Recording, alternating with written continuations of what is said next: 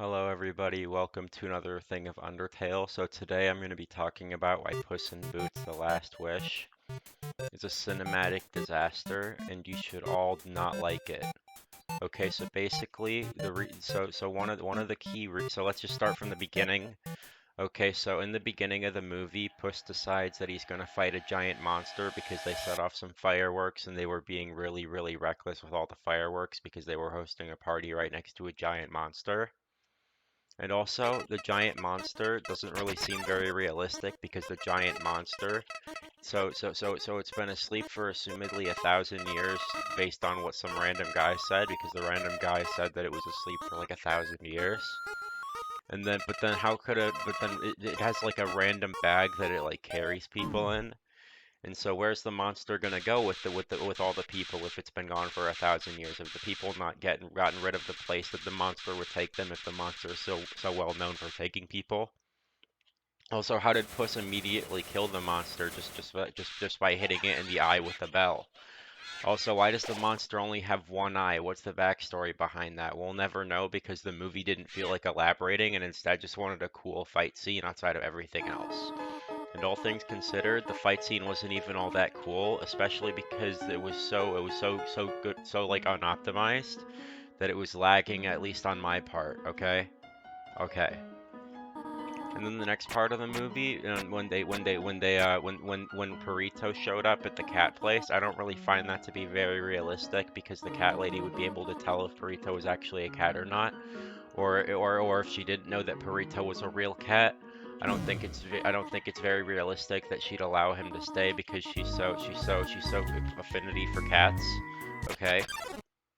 And because she likes cats so much, I don't know why she'd let Perito stay because most cats don't like dogs, and also she'd be able to tell that they don't really like Perito very much because it's very heavily implied that all the cats hate him, including Puss at the very beginning.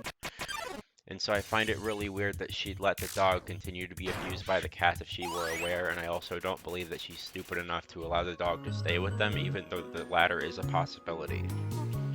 Okay, in the next part of the movie, when they go and see Jack Horner, I find it very unrealistic that his goons don't pick up on the fact that Jack Horner just wanted to kill them. I understand that it makes for a cool scene to establish Jack Horner's dominance over everything, but I don't find it very realistic that Jack Horner was still able to do all of those things. Okay? I also don't find it very realistic how he's so willing to just immediately kill every single person that he comes into contact with, because I just don't really find that very realistic. And also that none of his magic weapons throughout the entire movie work on anybody except for his goons, because the goons are expendable and the writers don't care about them, that's who they're allowed to kill. And I honestly find it very insensitive that they allow all the goons to be killed, but not actually any of the main characters. And that's just a lot of plot armor stuff because I don't find it very realistic that all of the bears survived. I can understand Puss surviving and stuff, but I don't understand anybody else surviving. You know, it just doesn't really sit that well with me. It just doesn't really work in my opinion. They honestly should have had Jack Horner just kill Puss and right then and there. So then Death would have won because Satan's wait, and then on the other hand, Satan's like, haha, I'm Satan, and then Puss tries to fight Satan, but it doesn't work. But then at the end of the movie, it does work for some reason because even though Puss beat him through the power of friendship or something, he still beat him in one-on-one combat. And even though Puss is like, I can never defeat you, he has a perfectly good opportunity to stab him right in the neck, and I don't really find it very realistic that Puss would just stab him right then and there, because that's what he would have to do. And also in the movie, when they get the magic map, it's not very realistic that they wouldn't use that magic map for things. It wasn't very realistic that they just completely destroy that map for some reason.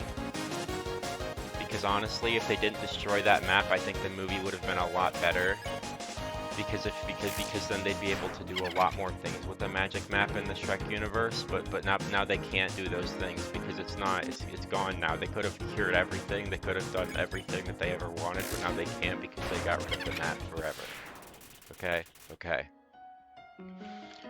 And also I don't find it very realistic that Puss just kind of accepted that they had to destroy the map because Puss needed all of his lives back. See, he could have wished for everyone to have infinite lives forever, Or he could have wished for death to not be able to take lives anymore. But no, he didn't wish for any of that. Instead, they destroyed it because they had the power of friendship on their side, and that's just not very good. Also, I don't really believe that it's realistic that all of the bears never got a chance to hold the magic map. I think that just because the writers didn't feel like elaborating on any of the bears' characters and just wanted to focus on the main characters, and I just find that to be really lazy, in my opinion. Okay? And then also they didn't allow Jack Horner to hold the map, even though that would have been really interesting because everybody seems to like Jack Horner.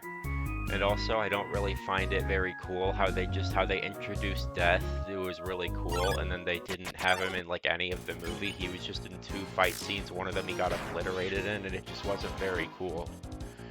Sure, he was scary, but also Puss had a heart attack in one of them. Not a panic attack in one of the parts. And I don't really find it very realistic that Puss would ever have a panic attack because Puss is Puss in Boots, and he would have just not had a panic attack, and that would have been a lot better and more realistic. Okay, and then later in the movie, I don't really find it very good that this isn't a kids movie, but Jack Horner, he dies, and that's not very cool because it's showing kids that dying is funny, and that's just not very good for a kids movie. You know, I don't really know if you all saw this, but when Jack Horner died, he said, what did I do to deserve this? But then that's showing kids that they shouldn't be accountable for their own actions because Jack Horner wasn't accountable for any of his actions, that he didn't care about any of his actions. And that it's teaching kids that whenever they're accused of doing anything bad, it's just